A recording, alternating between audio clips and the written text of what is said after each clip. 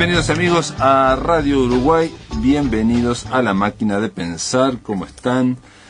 Con este calor, realmente ahora no pueden decir, no se pueden quejar, nadie puede decir que la primavera ya no viene o no vino o estuvo dudando. En realidad estamos en plena primavera, estamos yendo camino hacia el verano y evidentemente de mis palabras se desprende que el invierno parece que ya se fue.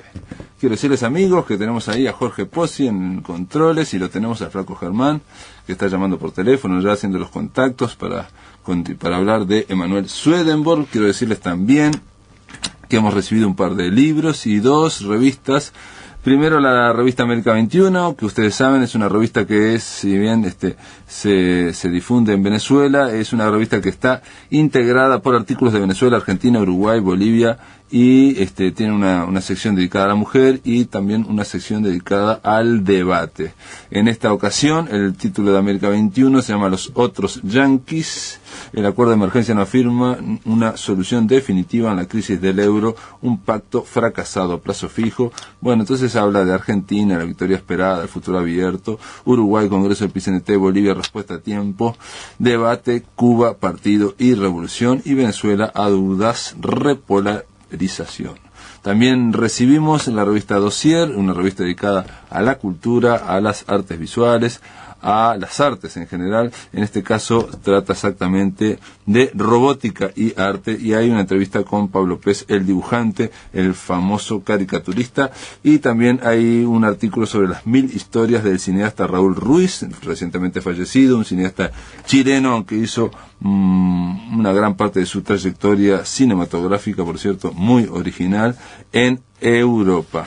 También quiero decirles que recibimos un libro de Carlos Licano, la reedición de La mansión del tirano, anotada por el autor, editorial Argumento, de 30 años, digamos, de la generación de La mansión del tirano, que fue concebida hace 30 años en la isla, en el temible pabellón de castigo del penal de libertad. Bueno, el autor reedita La mansión del tirano, Carlos Licano, el actual director de la Biblioteca Nacional. Y Raquel Martínez Silva nos envía su primer volumen de cuentos. Ella sacó mención en su momento en el concurso Paco Espínola que organizáramos con Sopa de Letras, y en otros ganó los fondos concursables en un relato infantil. Y bueno, este es un libro de cuentos para adultos, Los cristales de mi vuelo, de Raquel Martínez Silva. Ella dice, aquí me aclara que este libro no está en librerías, se puede solicitar, bueno, a un teléfono, a un celular que tiene el Flaco Germán, y se puede buscar en Facebook también como Los cristales de mi vuelo, que así se llama el libro de cuentos. Raquel Martínez Silva, en su momento la vamos a invitar, pienso yo que este año, no va a pasar mucho tiempo, para conversar de este libro de cuentos. Amigos, terminadas ya las presentaciones, vamos a arrancar con La Máquina de Pensar, hablando con, digamos, un escritor, un profesor uruguayo que vive desde hace mucho tiempo ahí en Uppsala, en Suecia, y que participa es profesor de la Universidad de Uppsala, una universidad en la que supo estar nada menos que Emanuel Swedenborg, nuestro escritor de esta semana, con el que hay que decir no hemos conseguido mucha gente para hablar de Swedenborg, porque en castellano, por lo menos lo que yo he buscado, no hay tantos expertos o gente que lo haya leído. Sí hay mucho en inglés. Bueno, pero le doy la bienvenida. Leonardo, ¿cómo andás? Leonardo Rocielo. ¿Qué tal, Pablo? Muchas gracias por esta invitación. Me encuentro muy bien y quiero, aprovechar para saludar a todos los escuchas, ¿no? Uh-huh.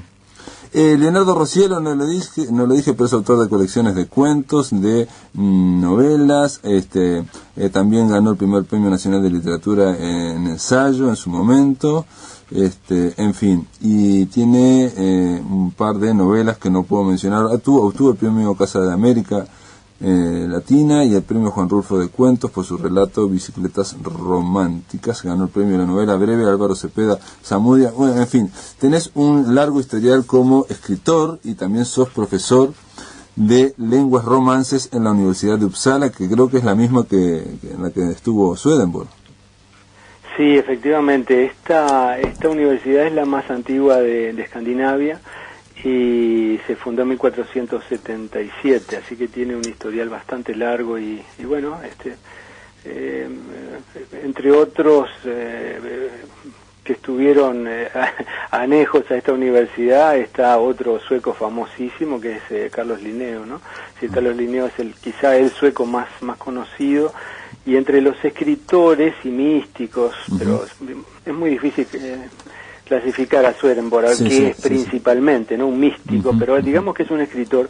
Yo creo que es el más internacional de sus escritores. Tiene muchos, pero por su influencia en otros escritores y por su difusión mística, al punto que se han fundado iglesias swedenborgianas en todo el mundo. Yo diría que es el escritor místico más internacional de todos los suecos, ¿no? Conversamos. Y efectivamente sí, estuvo vinculado a la universidad.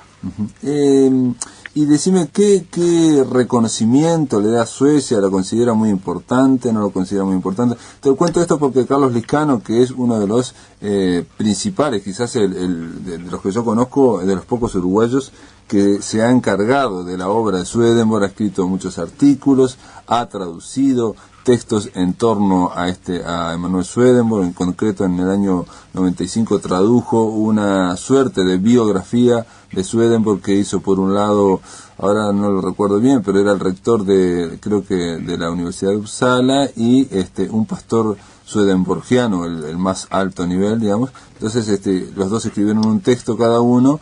El rector hizo la historia, la vida de Swedenborg mientras fue científico hasta los 56 años, y el pastor hizo la vida de Swedenborg mientras fue místico durante esos casi 30 años que estuvo conversando con los ángeles. Y bueno, todo eso lo tradujo Carlos Liscano en una... Carlos Liscano, efectivamente, sí, hizo un aporte formidable, ¿no? Los puentes entre el área cultural en lengua española y nuestro país en particular, y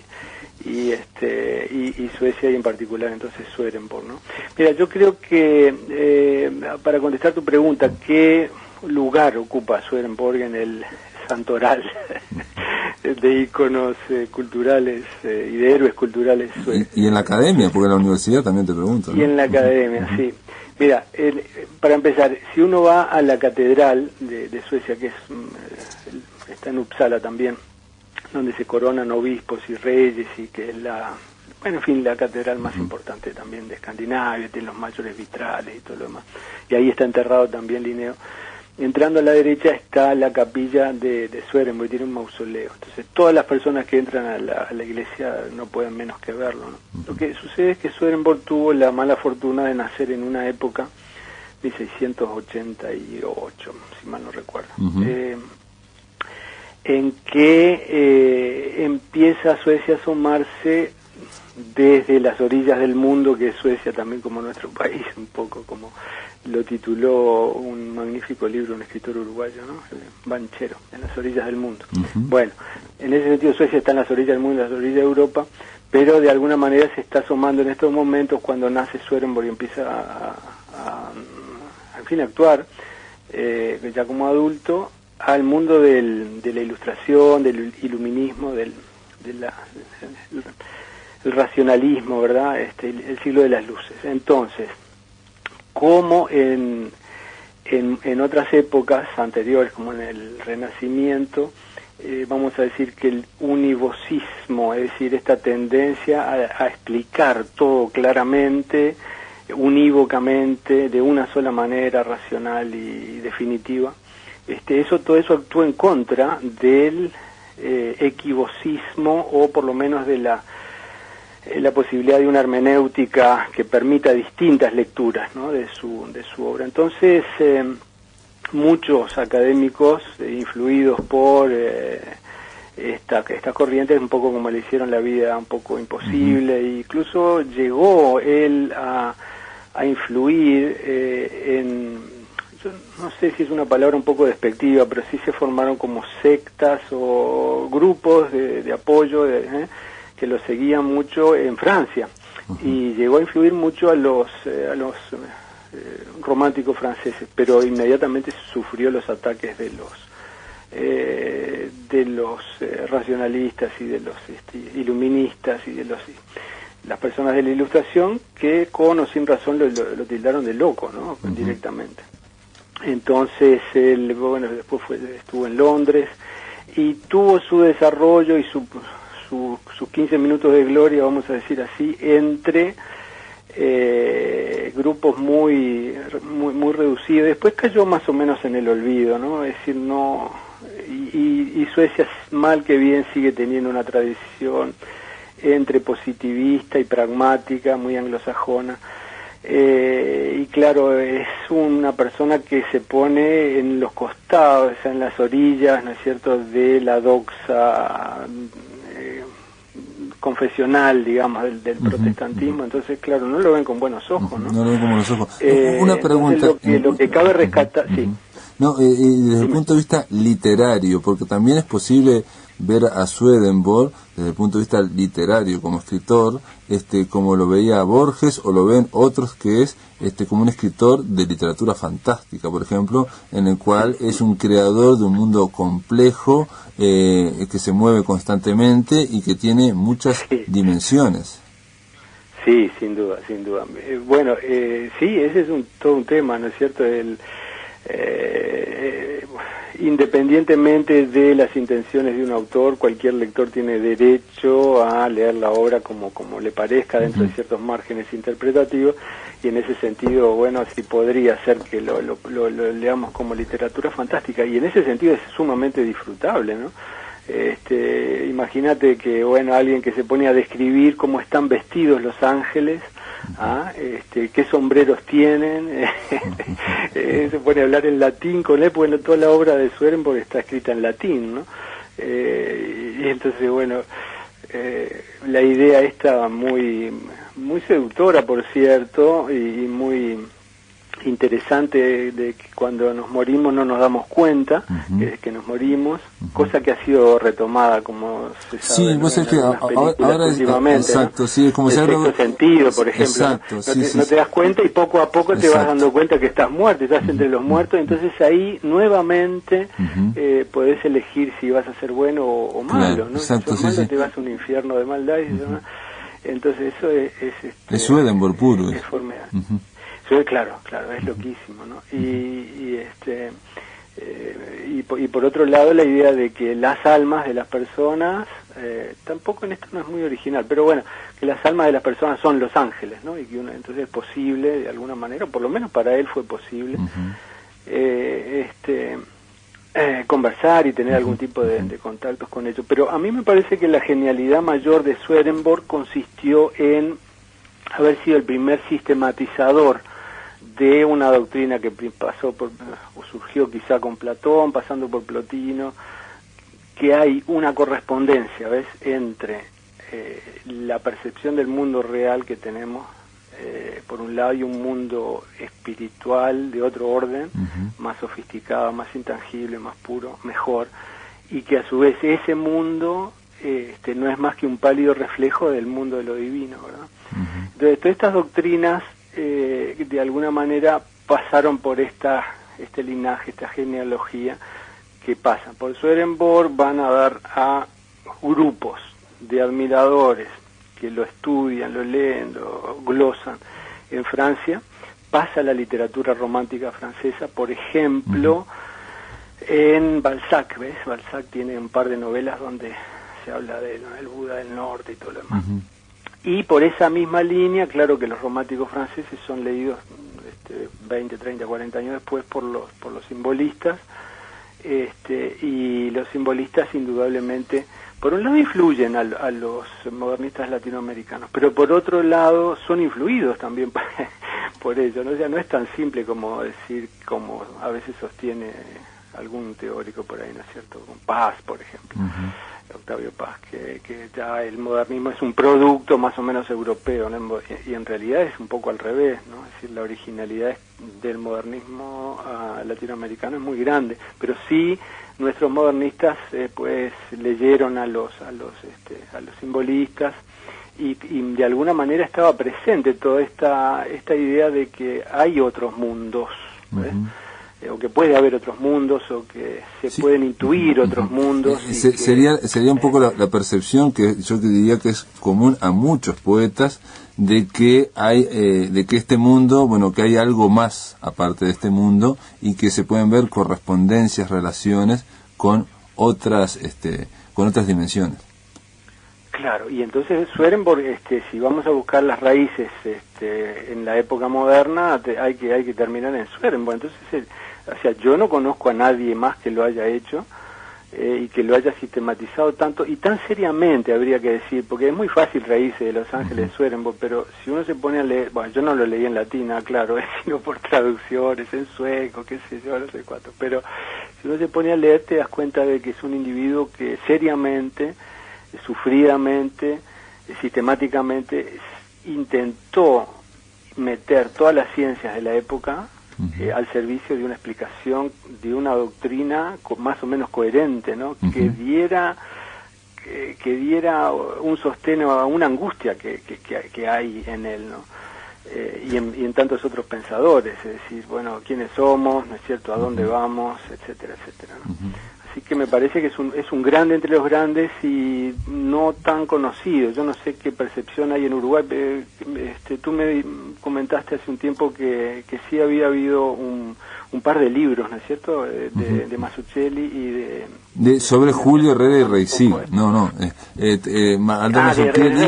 Aldo Mazzucchelli y de Eduardo Espina sobre Julio Herrera y Reisig. Y bueno, hay un artículo. Pero mencionan a Swedenborg, ¿no? Exacto, Eduardo Espina menciona a Swedenborg entre las lecturas que hizo Julio Herrera y Reisig, y que él, digamos, junto a otras lecturas esotéricas, le llevó a desarrollar su poética, en la cual, como vos planteás ahí, Julio Herrera y Reisig veía también correspondencias entre lo que es el mundo y lo que es algo que está más allá del mundo real. Sí. Bueno, habría que preguntarle a Eduardo eso, ¿no? A mí sinceramente no me consta que lo haya leído, y si lo leyó, estoy seguro de que no lo leyó en el original, porque no creo que leyera latín ni que tuviera acceso a esos textos tan lejanos, ¿no? Pero es posible que haya leído algún tipo de síntesis o resumen. Y supongo que en inglés se debe haber divulgado bastante, igual me parece, ¿no? Porque vi a Londres. Mirá, sí, es más conocido en Inglaterra que en Suecia, y en Estados Unidos también hay una iglesia swedenborgiana, ¿sabes? Y en Suecia sí hay un instituto swedenborgiano y hay también iglesias y se lo conoce, pero yo te diría que si agarrás a 100 suecos y le preguntás, 99 suecos y medio te dicen que sí, que fue un sueco, pero no saben ni cuándo nació, ni qué hizo. Ni sí. Pero Borges sí lo rescata, ¿no? Claro, Borges sí, hay muchos escritores que lo rescatan, y para el castellano, para el Río de la Plata, sin duda Borges es el escritor que yo creo que tiene que ver con su cultura y su cabeza anglosajona, digamos, ¿no? Borges está un poco la mitad de su cabeza en el mundo anglosajón, y en el mundo anglosajón, bueno, Swedenborg es conocido al punto tal que Ralph Waldo Emerson lo destacó en sus hombres representativos, ¿no? Sus mejores hombres. Pero una última pregunta, Leonardo, pues se nos está pasando el tiempo. Tu lectura como lector común, si se quiere, o lector experto, cuando leíste a Swedenborg, ¿qué te provocó?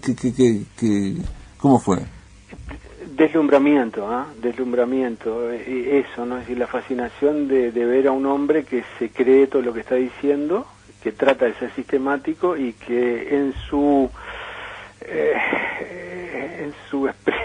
es relativamente coherente, ¿no? Como que te dan ganas de creértelo, te dan ganas de creértelo, y si uno tiene una actitud religiosa, en el sentido de aceptar una inteligencia infinita que crea, no es difícil entender que se hayan creado iglesias swedenborgianas. Así que fue de admiración, ¿no? Para serte sincero, sí.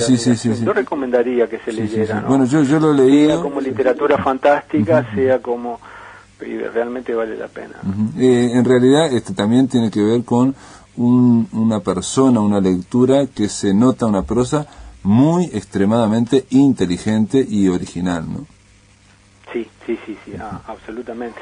Además tú te pones a ver, bueno, cómo es esta doctrina, ¿no? Es decir, yo lo simplifiqué muchísimo, ¿no es cierto? Pero él establece como distintos tipos de categorías de correspondencia. La correspondencia armónica, donde habla de que hay una especie de relación entre las modificaciones que la materia tiene, cómo se perciben y cómo se representa esto intelectualmente. Habla de una correspondencia alegórica, es decir, el tipo está intuyendo la importancia de una hermenéutica analógica, de cómo interpretar, ¿no? Es decir, por ejemplo, se mete a leer y a explicar y a glosar las parábolas de la Biblia y cae, o sea, utiliza una hermenéutica alegórica y por lo tanto analógica, ¿no es cierto? Después habla de la correspondencia típica y después habla de la correspondencia que llama fabulosa, que es lo que más interesa de repente, ¿no?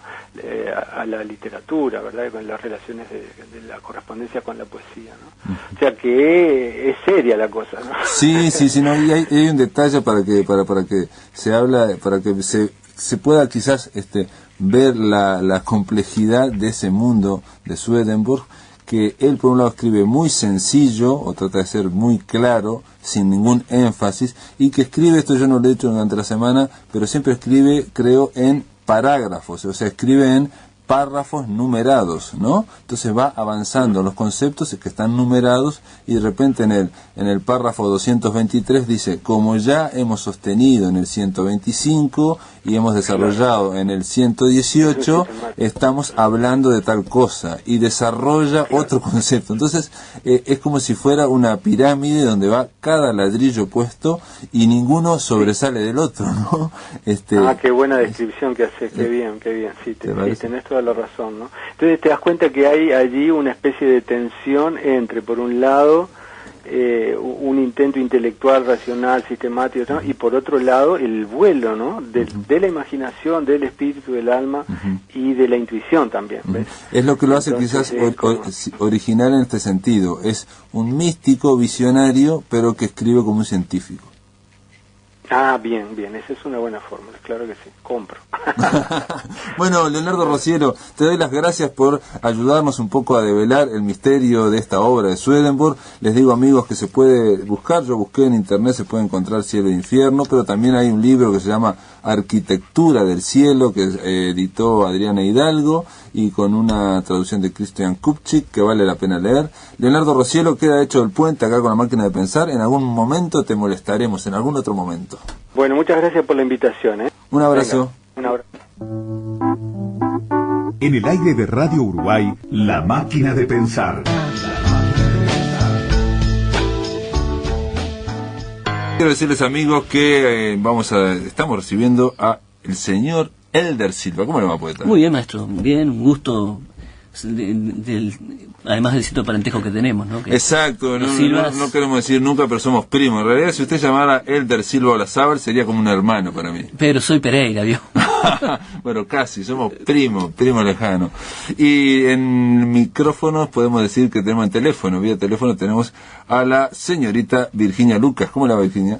¿Cómo anda, Pablo? ¿Anda bien? Aquí andamos con Elder.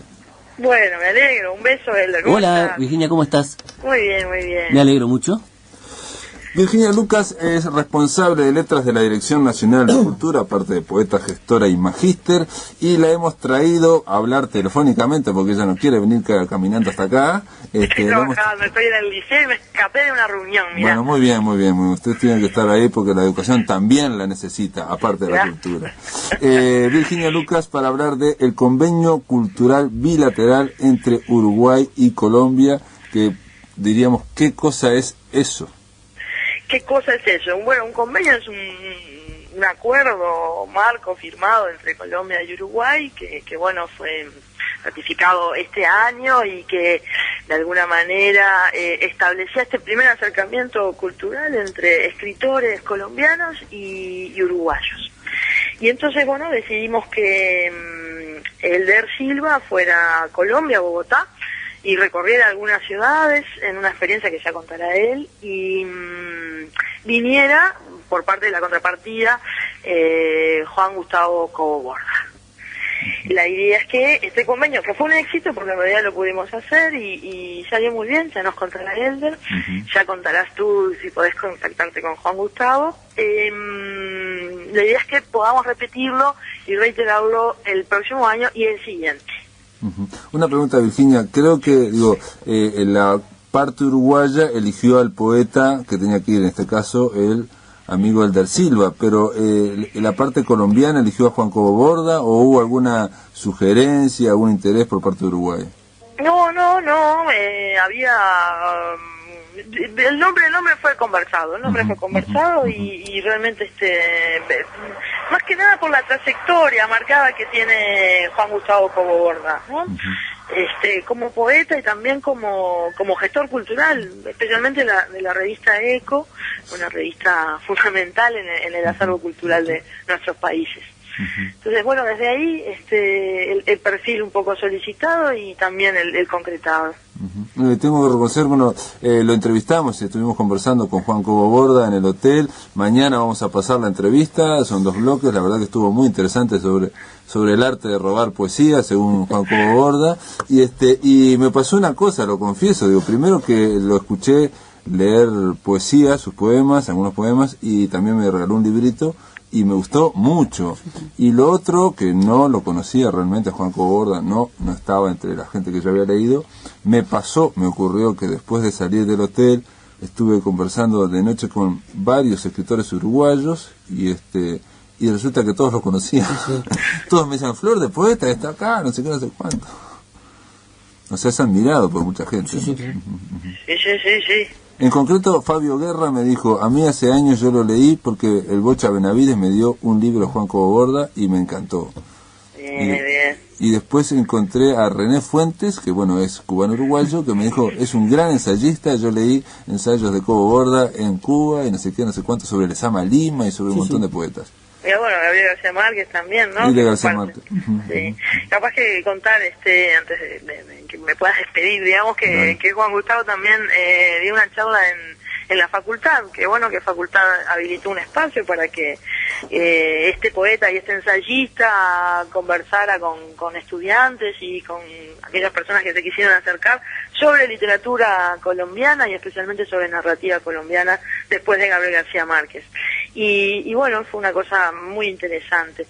Esperemos, en realidad, Pablo, que pueda volver, es parte también de las ganas que nos quedaron y de lo que fue parte del deseo de muchos. Así que estamos muy contentos. Él estaba contentísimo y dijo que que había sido muy muy rápida, un relámpago la visita. Y me sorprendió, se trata de alguien aparte, digamos, de un muy buen poeta, la seguridad que tenía de todos los datos uruguayos. Yo le decía de un libro, un diario de Ángel Rama, me dijo, sí, el que sacó Rosario Peirú, iba diciendo todos los datos, ¿no? José Pedro Díaz, sí, tiene un libro tal y tal, un tratado sobre Becker, es un estudioso, realmente es un placer hablar con él e intercambiar, así que me parece que le podemos sacar aún más jugo y es necesario, que conocerlo un poquito más. Bueno, Virginia, yo te despido porque en realidad le voy a preguntar, me contaste que hubo también una charla entre Elder Silva y Juan Cobo-Borda, una charla literaria, pero eso se lo voy a preguntar a Elder, si te parece. Perfecto, y especialmente de los talleres, que es una experiencia que puede venir muy bien, Pablo. Bueno, que nos cuente Elder. Perfecto, te mando un abrazo, amigos. Después de la pausa continuamos aquí hablando con el primo Elder Silva. En el aire de Radio Uruguay, La Máquina de Pensar.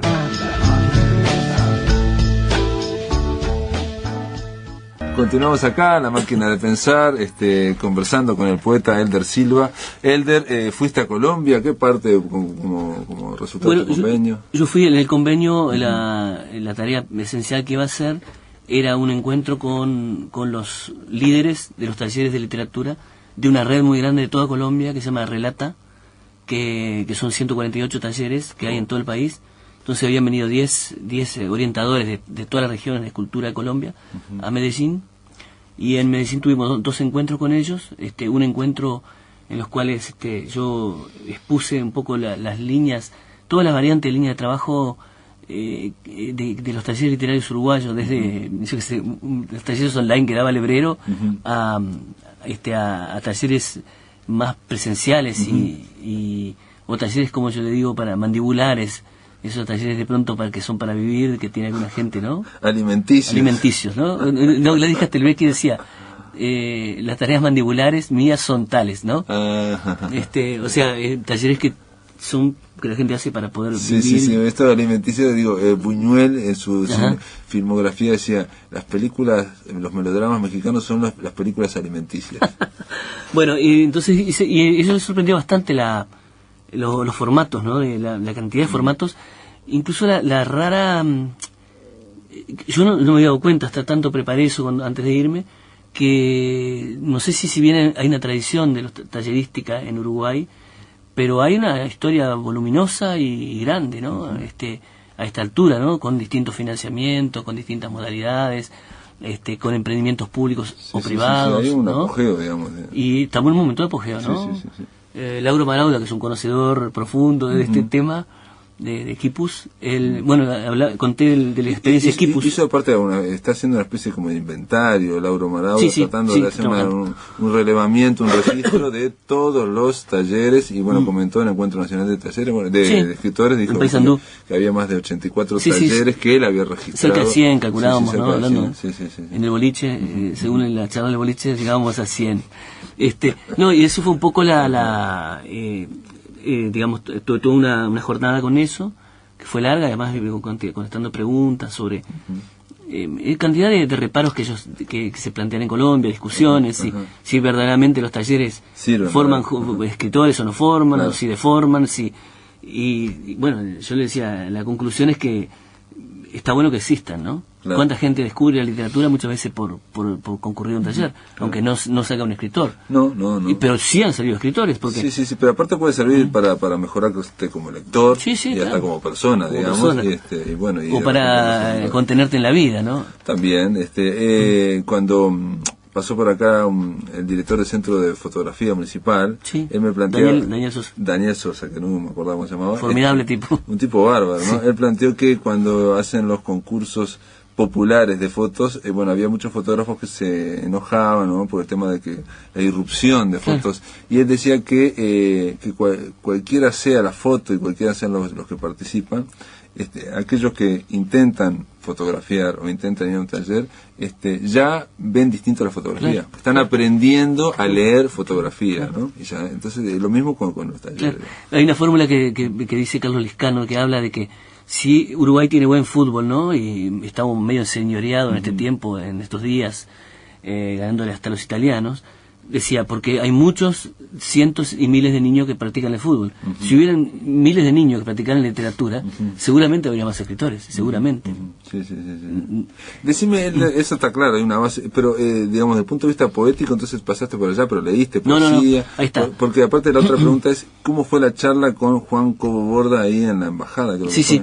Bueno, en varias partes, ¿no? Primero, después tuve una segunda jornada con Relata, con esta red que te decía, que es muy interesante, pero perdóname que diga algo sobre eso, porque es una red que tiene una página web, además tiene concursos, edita libros, promueve encuentros regionales de literatura, promueve festivales, es muy interesante, es como un marco que cobija a los escritores. Un movimiento aparte de talleres, digamos, donde genera todo eso. Y donde hay muchos escritores que son muy buenos, digo. Sí.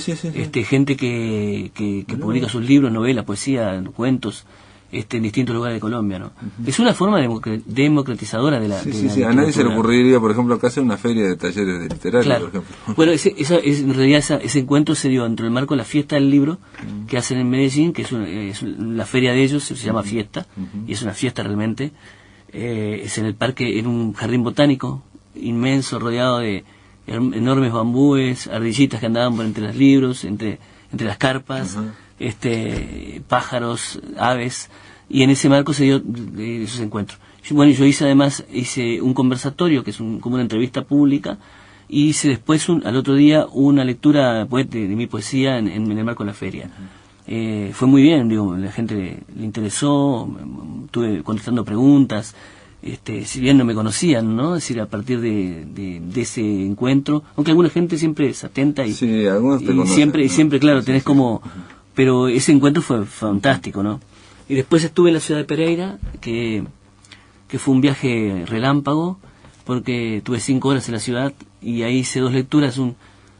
Pereira es una ciudad que está en la zona azucarera una ciudad de 400.000 habitantes, muy linda, muy rara, con carros en la calle y 4x4, ¿no? Es decir, como una mezcla extraña. Y ahí hice una lectura en un liceo. Los profesores tenían una jornada atentos profesores acá, tenían una jornada de trabajo, de problemas gremiales, problemas institucionales, educativos, y también participaban en un festival de poesía que se hacía en Pereira. Entonces el que iba invitado era yo. Hicimos una lectura muy distendida y muy divertida, ¿no? Porque viste que yo meto bastante el humor, ¿no? Y la charla con la gente joven, básicamente, fue muy muy linda, ¿no? Y después estuve ahí mismo en un colegio de niñas que también participaban del festival de poesía. Un colegio que le da mucha bolilla a la poesía, tiene una biblioteca que tiene muchas colecciones de poesía, escriben poesía en un taller y bueno, y participan del festival de poesía de Pereira. Fue precioso ese encuentro porque fue muy lleno de preguntas y incluso yo contaba otra vez una cosa bien curiosa. Una niña me dice, unos 13 años, me dice, él le dice, pero usted ¿por qué trata tan mal a las mujeres en sus poemas? Yo dije, pero no, por favor, todo lo contrario, porque al revés, he tratado de desvivirme por el sexo femenino, ¿no? Por las mujeres. Dice, no, pero mira este poema que nosotros sacamos de Google, porque en googleado esta nueva realidad que hay, ¿no? Entonces me leen un poema que era un poco irónico con respecto a la mujer, y bueno, yo les tuve que explicar un poco qué había pasado, pero te quiero decir, impresionante. La Pampa es un corralito, como hablábamos hoy, ¿no?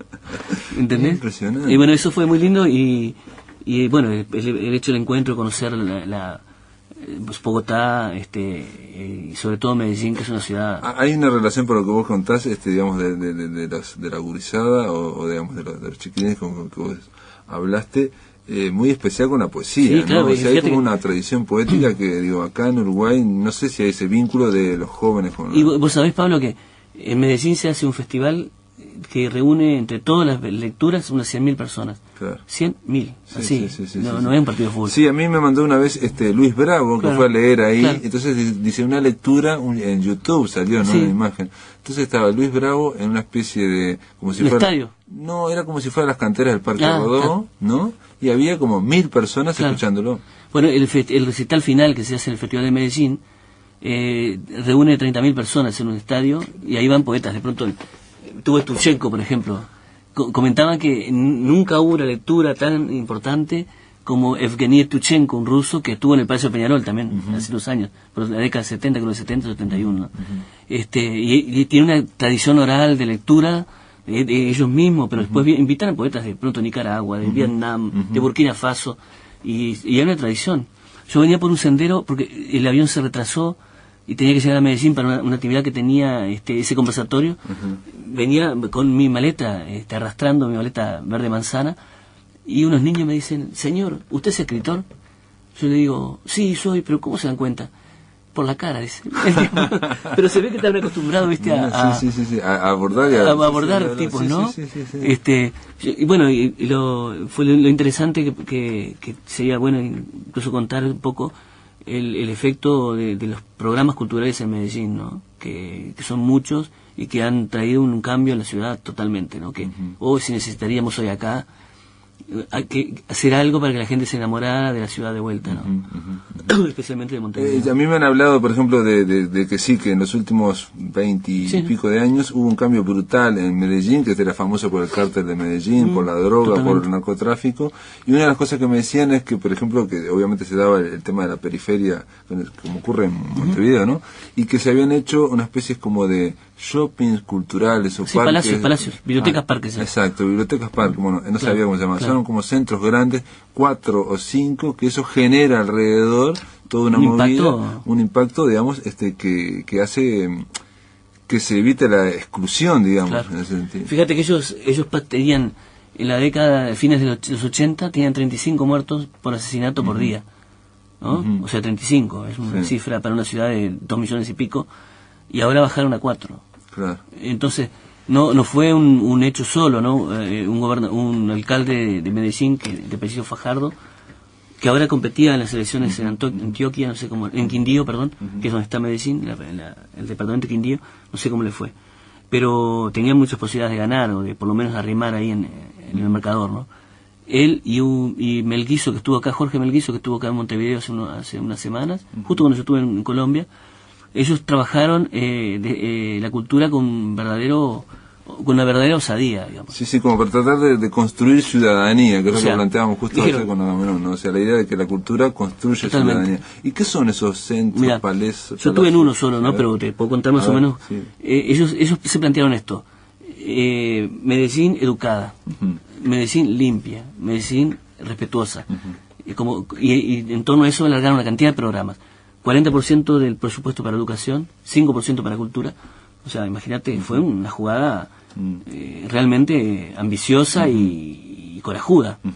Entonces crearon, con apoyo de algunos organismos internacionales, crearon 4 bibliotecas parques en los 4 barrios más complejos, ¿no?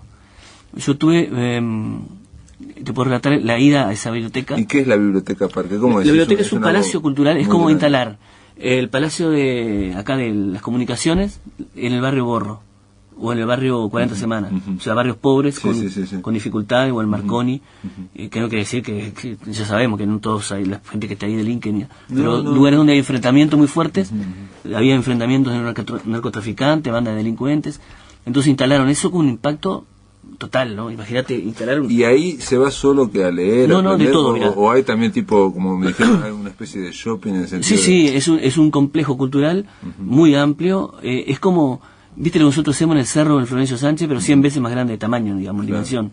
Con esa biblioteca, el Parque España, que está en un barrio sabio, se llama Domingo Sabio, que es un barrio de la montaña de 1 millón de habitantes más o menos. Tiene 4 pisos, es un edificio, son 2 edificios negros que se parecen a las rocas que rodean el lugar, ¿no? Es una obra maravillosa de un arquitecto italiano. Y fundamentalmente tienen servicios, ¿no?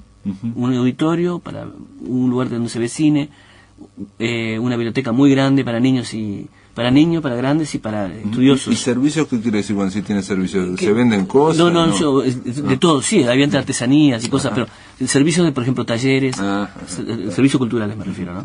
Por ejemplo, había un lugar donde se estaba trabajando sobre los juegos tradicionales del barrio. Entonces había unas 50 mujeres con sus hijos jugando a la rayuela, por ejemplo.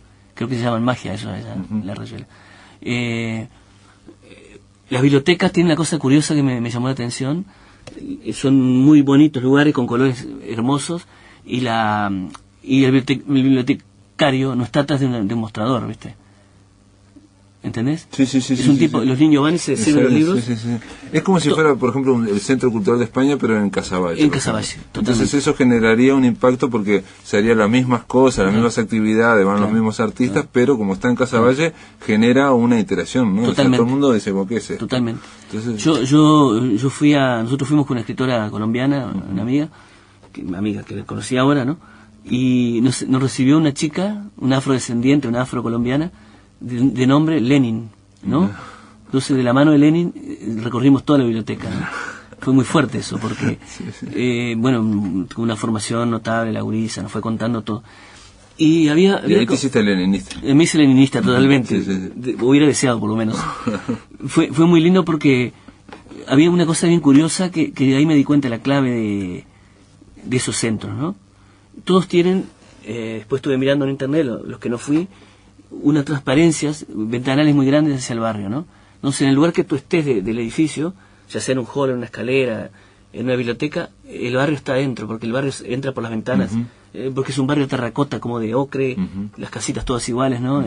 Muy pobres, y entra en el barrio, ¿viste? Y bueno, tenés, por ejemplo, la sala de computación, habían 38 computadoras, todas ocupadas, pero con una clave, mira qué interesante, son 3 niños por computadora para que intercambien y compartan y una tutora que se ocupa de los contenidos, de que hay mucha cosa pensada. Por ejemplo, ellos para ir al Parque España hay que ir por una escalinata muy larga, como de 1 cuadra o más, donde hay pequeños lugares para sentarse, para sombrear, para tomar algo, pero esa escalinata donde vas ascendiendo a la biblioteca está hecha sobre la calle donde se enfrentaban las bandas rivales. O sea, donde habían tiros y muertos tirados en el piso, Hoy hay pequeñas trampas culturales, como decía, está minado como de trampas culturales. Entonces, cuando vos... Y eso generó un efecto real, medible en el tiempo. Cambió Medellín. Yo he hablado con gente que ha estado asesorando para procesos de paz en Colombia y dicen que es impresionante, y lo ponían como ejemplo precisamente hasta para Montevideo, ¿no? Es decir, formar ciudad, ¿qué quiere decir? Que en los barrios supuestamente periféricos, bueno, ahí incrustar, poner algo que parece que es del centro, debería estar en el centro, bueno, eso lo pones en la periferia y genera otra dinámica, ¿no? Claro. Por ejemplo, yo cuando me bajé del aerocarril, el Metro Cable, que es un lugar donde vas, lo primero que hice fue hablar con la bolichera, ¿viste? Una tipa que tiene un kiosquito, tomamos una cerveza, y le dije, ¿y esto, señora, pasó algo con esto? No, pues es muy fuerte ver los Metro Cable